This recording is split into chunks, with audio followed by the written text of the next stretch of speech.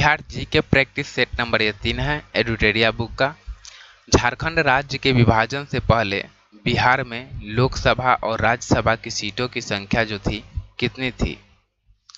तो लोकसभा की सीटों की संख्या 54 थी, जबकि राज्यसभा की सीटों की संख्या 22 थी।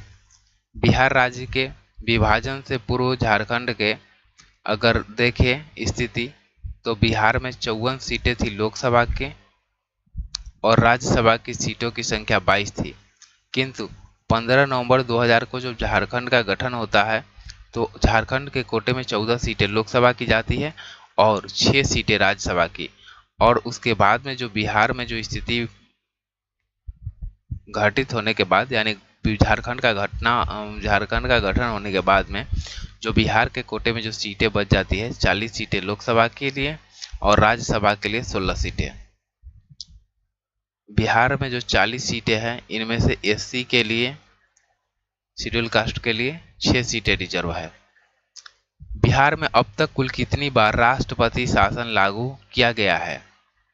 तो अब तक बिहार में कुल 8 बार राष्ट्रपति शासन लागू किया जा चुका है। इसमें अगर हम देखें तो सबसे पहले 1968 में लागू हुआ था और उस समय जो राज्यपाल थे नित्यानंद कानून को गवर्नर थे और सीएम जो थे उस समय उनका नाम था भोला पासवान शास्त्री, सीएम। और लास्ट टाइम जो बिहार में राष्ट्रपति शासन लागू हुआ है वो 2005 में है, 2005 में। और 2005 के समय जो गवर्नर थे उनका नाम था सरदार भुट्टा सिंह। बिहार में निम्नलिखित में से कौन राज्यपाल को उसके पद से बर्खास्त कर सकता है? तो राष्ट्रपति के पास ये अधिकार होता है कि राज्यपाल को बर्खास्त कर सकता है। राज्य मंत्रिपरिषद की बैठक की अध्यक्षता निम्नलिखित में से कौन करता है? राज्य मंत्रिपरिषद की बैठक की अध्यक्षता कौन करता है? तो राज्य मंत्रिपरिषद की जो बैठक होता है उसकी अध्यक्षता सीएम के द्वारा किया जाता है, जबकि वही अगर केंद्र स्तर पे जो मंत्रिपरिषद की बैठक होता है, यानी केंद्रीय मंत्रिपरिषद का जो बैठक होता है, उसकी अध्यक्षता पीएम के द्वारा किया जाता है। भारतीय संविधान के किस अनुच्छेद में महाधिवक्ता का वर्णन किया गया है? तो महाधिवक्ता का वर्णन की अगर बात करें तो ये आर्टिकल 165 में किया गया है, जिसके तहत प्रत्येक राज्य में एक महाधिवक्ता होगा जो राज्य का प्रथम विधिक अधिकारी होगा। और ये आर्टिकल 177 के तहत राज्य विधानसभा एवं विधान परिषद दोनों के संयुक्त अधिवेशन या दोनों में अलग अलग सदन में जाके पार्टिसिपेट हो सकती है, वहां अपने विचारों को रख सकती है, किंतु इन्हें मत देने का अधिकार नहीं होता है। वर्तमान में बिहार के जो महाधिवक्ता है उनका नाम है पीके शाही। पीके शाही।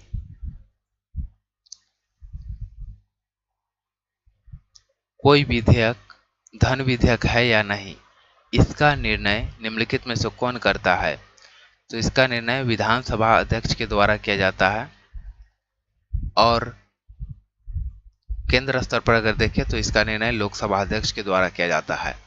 निम्नलिखित में से कौन बिहार के मुख्यमंत्री के पद पर सबसे कम समय तक रहे थे? तो इसका राइट आंसर सतीश प्रसाद सिंह होगा। सतीश प्रसाद सिंह 1968 के समय सीएम बने थे और इन्होंने केवल 5 दिन के लिए ही कुर्सी संभाली थी, 5 दिन के लिए। और इन 5 दिनों में इन्होंने एक बिल भी पास किया था जिसके थ्रू बिहार के किसान जो है वो आलू को दूसरे स्टेट में भेज सकते हैं।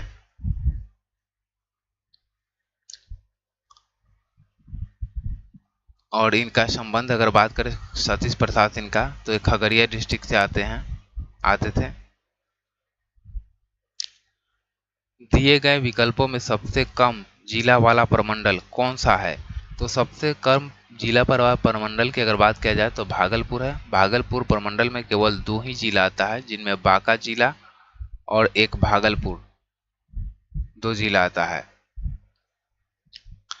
और अगर बात करें हम दरभंगा प्रमंडल की, तो दरभंगा प्रमंडल में मधुबनी, दरभंगा और समस्तीपुर आता है।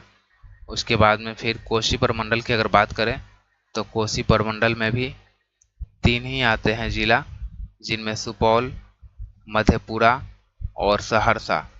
और बिहार का सबसे बड़ा अगर प्रमंडल की अगर बात करें तो सबसे बड़ा प्रमंडल जो है तिरहुत प्रमंडल है, जिसके अंतर्गत 6 जिला आता है। पश्चिम चंपारण, पूर्वी चंपारण, सीतामढ़ी, शिवहर, मुजफ्फरपुर, वैशाली। किसी राज्य का वैधानिक प्रधान कौन होता है? तो ये राज्यपाल होते हैं। बिहार में लोकसभा हेतु कितने सीटें अनुसूचित जाति के लिए आरक्षित किए गए हैं? तो बिहार में लोकसभा में जो सीटें हैं 40, इसमें से अनुसूचित जाति यानी एससी के लिए 6 सीटें रिजर्व किए गए हैं।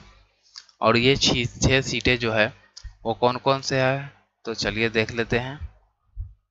हाजीपुर यानी वैशाली, वैशाली का हाजीपुर, और उसके बाद में समस्तीपुर, समस्तीपुर, उसके बाद जमुई,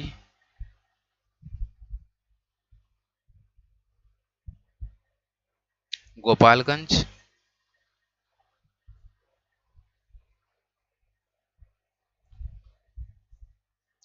सासाराम यानी रोहतास,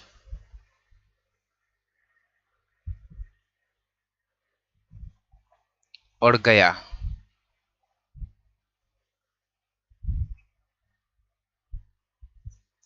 ये 6 जिला है जो कि लोकसभा में एससी समुदाय के लिए रिजर्व किए गए हैं। अगर बिहार विधानसभा की अगर बात किया जाए तो इसमें टोटल सीटें 243 है, जिनमें अगर हम देखें तो एससी समाज के लिए 38 सीटें रिजर्व किए गए हैं। और जबकि एसटी की भी अगर बात करें तो एसटी समुदाय के लिए 2 सीटें रिजर्व किए गए हैं। उर्दू भाषा को दूसरी भाषा के रूप में मान्यता देने वाला भारत का पहला राज्य कौन सा है? तो ये बिहार है। जिला परिषद अध्यक्ष अपना त्यागपत्र किसे देते हैं? तो जिला दंडाधिकारी को। बिहार का कौन सा जिला नेपाल तथा पश्चिम बंगाल दोनों के साथ सीमा साझा करता है? तो इसका राइट आंसर किशनगंज हो जाएगा। इसका राइट आंसर जो हो जाएगा किशनगंज। किशनगंज की अगर बात करें तो इधर से नेपाल और यहाँ वेस्ट बंगाल दोनों के साथ बॉर्डर साझा करती है। यहाँ कुछ क्वेश्चन बनेंगे जिन्हें हम देख लेते हैं।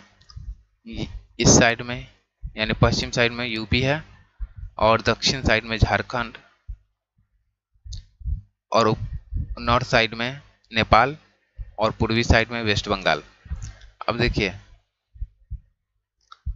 झारखंड प्लस वेस्ट बंगाल को टच करने वाला जो जिला है उसका नाम है कटिहार। कटिहार। वेस्ट बंगाल और नेपाल को जो टच करती है जिला, उसका नाम है किशनगंज। किशनगंज।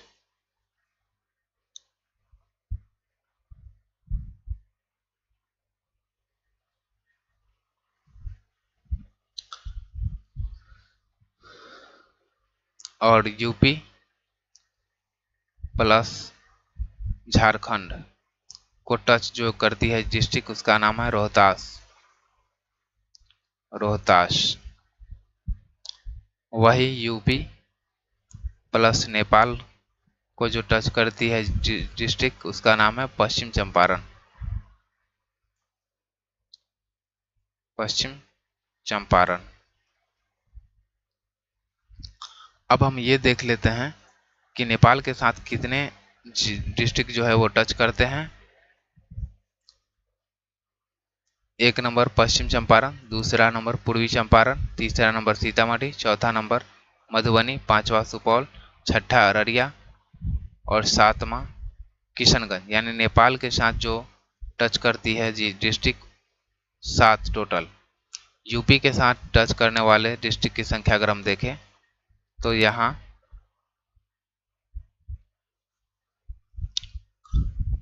1 नंबर पश्चिम चंपारण, 2 नंबर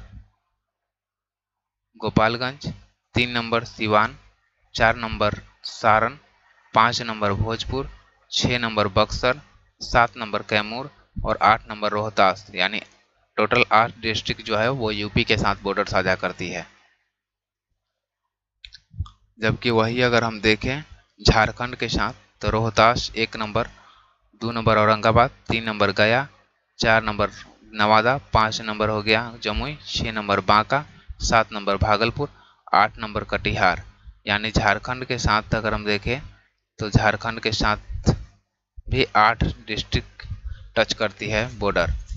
अब वेस्ट बंगाल के साथ अगर हम देखें तो वेस्ट बंगाल के साथ टच करने वाला 1 नंबर किशनगंज, 2 नंबर पूर्णिया और 3 नंबर कटिहार। यानी वेस्ट बंगाल के साथ 3 डिस्ट्रिक्ट टच करती है। अब हम अगर देखें तो नेपाल के साथ टोटल 7 डिस्ट्रिक्ट जो है वो टच करती है बॉर्डर।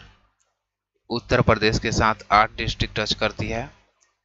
झारखंड के साथ भी 8 डिस्ट्रिक्ट टच करती है, जबकि वेस्ट बंगाल के साथ 3 डिस्ट्रिक्ट टच करती है।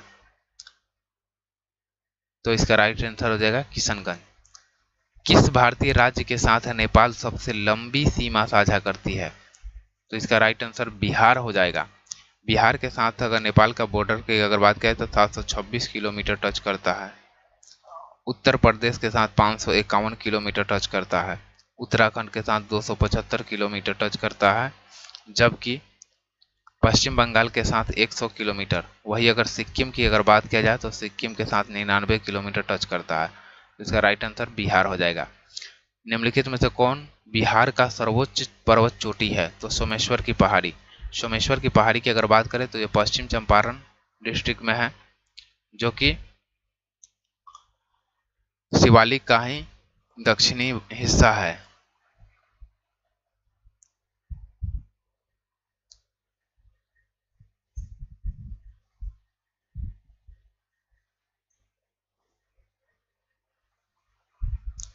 बिहार में सबसे अधिक वर्षा किस जिला में होता है?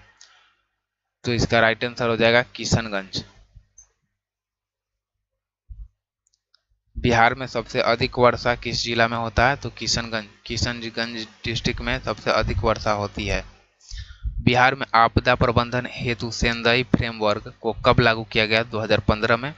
बिहार का कौन सा जिला जूट उत्पादन में अग्रणी है? तो ये Purnia.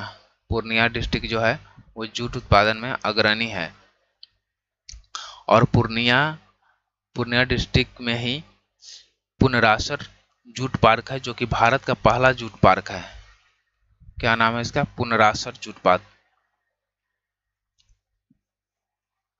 पुनरासर jute park. Jute park जो कि भारत का प्रथम जूट पार्क है, जो कि पूर्णिया डिस्ट्रिक्ट में स्थित है। गंगा के दक्षिण भाग के मैदान में कौन सी मिट्टी प्रमुख रूप से पाई जाती है? तो कैवाल्य मिट्टी, जो कि पुरानी जलोढ़ मिट्टी होती है। कर्मनाशा नदी बिहार के किस स्थान पर गंगा नदी में मिलती है? तो ये बिहार के चौसा, जो कि बक्सर में जिला में पड़ता है, चौसा के निकट में यह गंगा से मिलती है, कर्मनाशा नदी। कांवड़ झील बिहार के किस जिले में स्थित है? तो ये बेगूसराय डिस्ट्रिक्ट में स्थित है। बेगूसराय डिस्ट्रिक्ट में है कांवड़ झील, जो कि बिहार का प्रथम रामसर साइट है। निम्नलिखित में से कौन जलकुंड मुंगेर में स्थित है? सीता कुंड ये मुंगेर में स्थित है। रामेश्वर कुंड ये भी मुंगेर में है। ऋषि कुंड ये भी मुंगेर में है। यानी इसका राइट आंसर हो जाएगा उपयुक्त में से सभी। ये सभी मुंगेर डिस्ट्रिक्ट में स्थित है। राजपुर नहर परियोजना किस नदी पर स्थित है? तो ये कोसी नदी पर स्थित है। 2011 की जनगणना के अनुसार जनसंख्या की दृष्टि से बिहार का सबसे छोटा जिला कौन सा है? तो देखिए, बिहार की जनसंख्या और क्षेत्रफल दोनों के हिसाब से अगर हम देखें, तो जनसंख्या की दृष्टि से अगर हम देखें तो सबसे बड़ा और सबसे छोटा, जनसंख्या की दृष्टि से सबसे बड़ा जो जिला है पटना जिला हो गया, और सबसे छोटा जिला जो है वो हो गया शेखपुरा। शेखपुरा। जबकि क्षेत्रफल के अनुसार सबसे बड़ा जो जिला है वो हो गया पश्चिम चंपारण। पश्चिम चंपारण। और सबसे छोटा जो जिला है उसका नाम है शिवहर। शिवहर। क्षेत्रफल के हिसाब से बिहार के किस जिले का महिला साक्षरता दर सबसे न्यूनतम है? तो ये सहरसा हो जाएगा।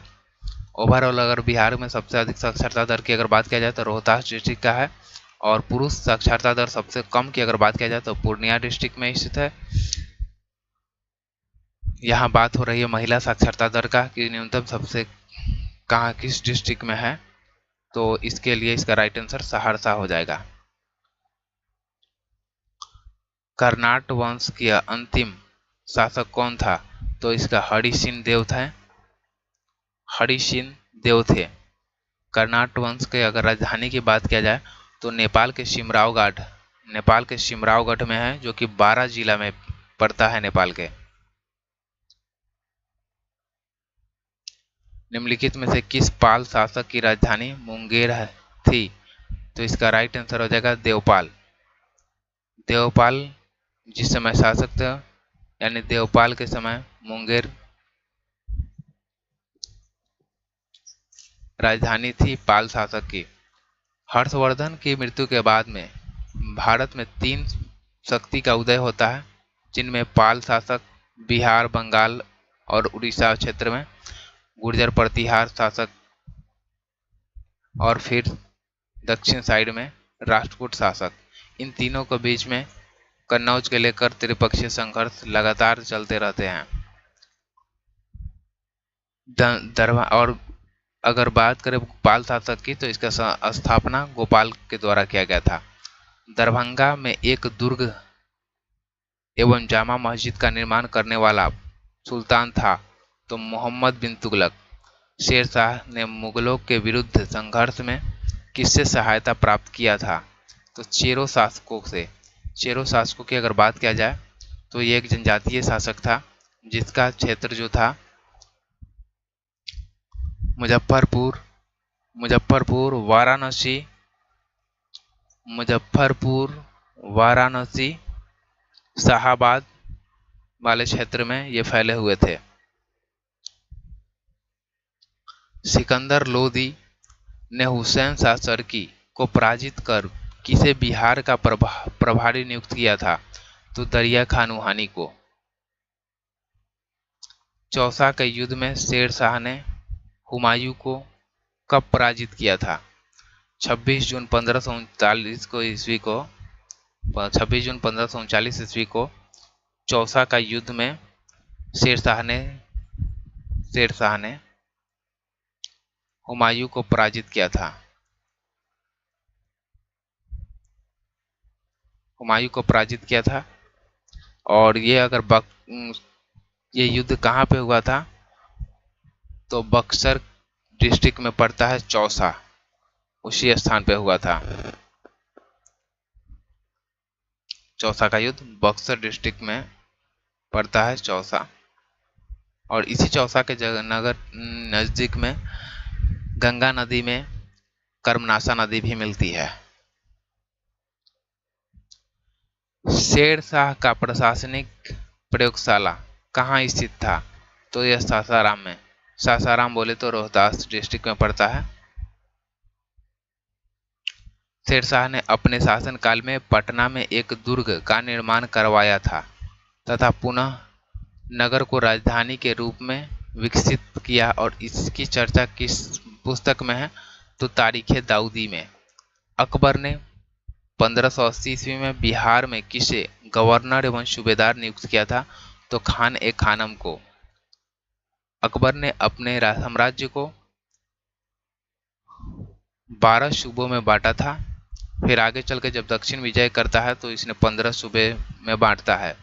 उसी में से एक सूबा बिहार क्षेत्र में रहता है, जहाँ पे 1580 में खान ए खानम को नियुक्त करता है और 1587 में इसने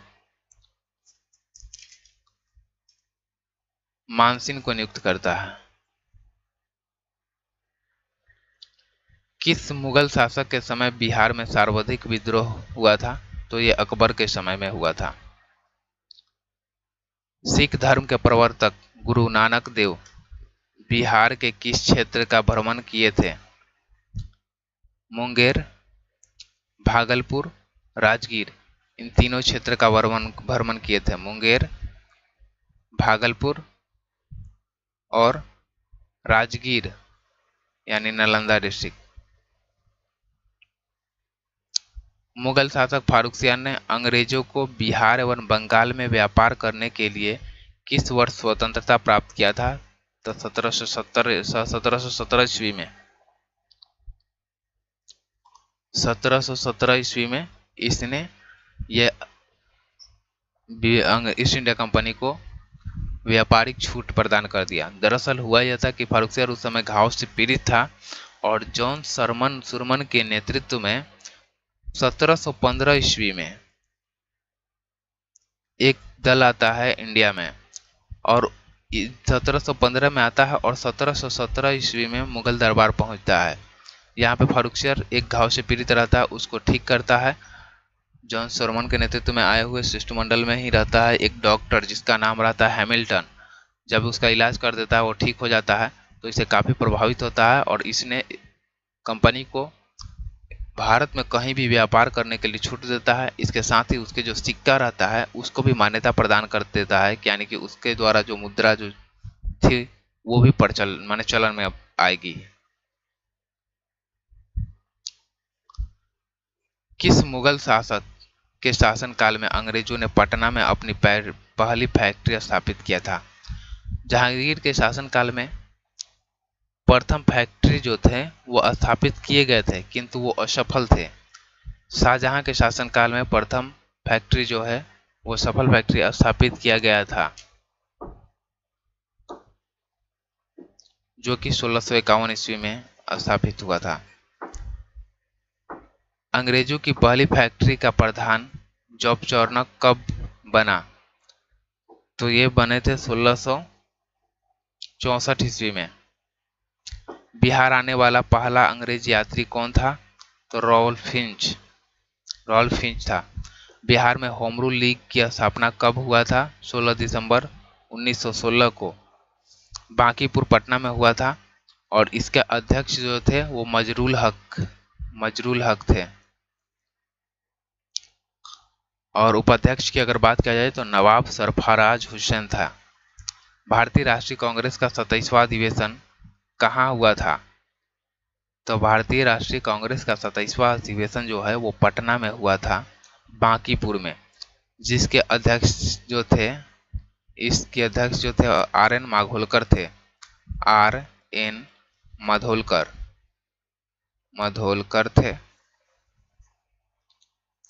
और वही 37वां अधिवेशन की अगर बात किया जाए तो 37वां अधिवेशन जो था वो गया में हुआ था और सी आर दास इसके अध्यक्ष थे।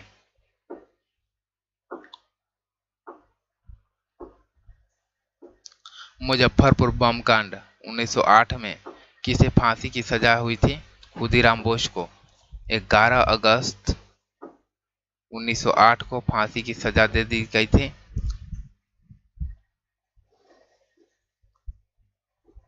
उस समय खुदीराम बोस की उम्र जो थी वो 18 प्लस थी, यानी सबसे कम उम्र में फांसी की सजा पाने वाले व्यक्ति खुदीराम बोस हुए।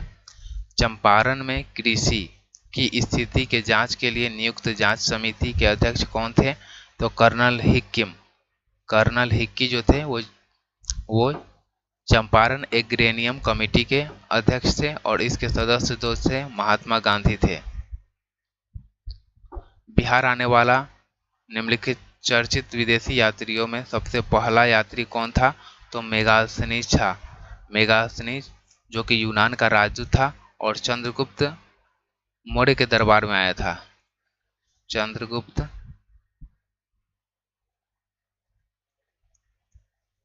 मौर्य के दरबार में आया था और इन्हें इसके द्वारा इंडिका पुस्तक भी रचना किया जाता है।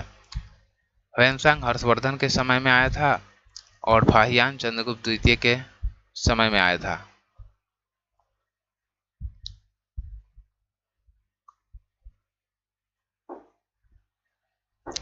24वें तीर्थंकर महावीर का जन्म कहाँ हुआ था? तो कुंडग्राम वैशाली, जो कि वज्जी साम्राज्य में पड़ता था। महावीर के पिता का नाम सिद्धार्थ और माता का नाम त्रिशला था। इनका जन्म 540 बीसी में हुआ था।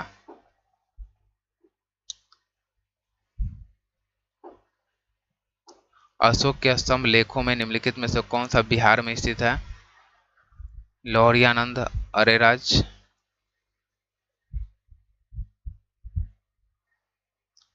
लौहरिया अरेराज तो ये पूर्वी चंपारण में है।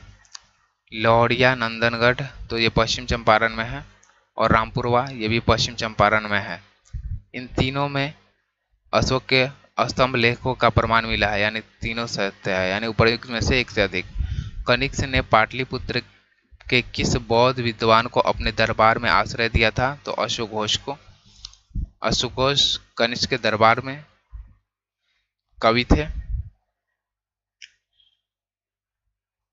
और तृतीय बौद्ध संगति की अध्यक्षता किसने किया था? तो मोगलीपुत्र तीर्थ के द्वारा किया गया था और ये 251 बीसी में हुआ था और अशोक के शासनकाल में हुआ था, यह पाटलिपुत्रा में। हर्यक वंश के पश्चात मगध पर किस वंश का उदय हुआ? तो शिशुनाग वंश। अंतिम मौर्य शासक नागदशक अंतिम मौर्य शासक नागदशक की हत्या करके शिशुनाग के द्वारा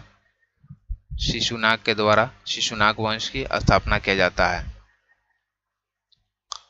और ये 413 बीसी में होता है।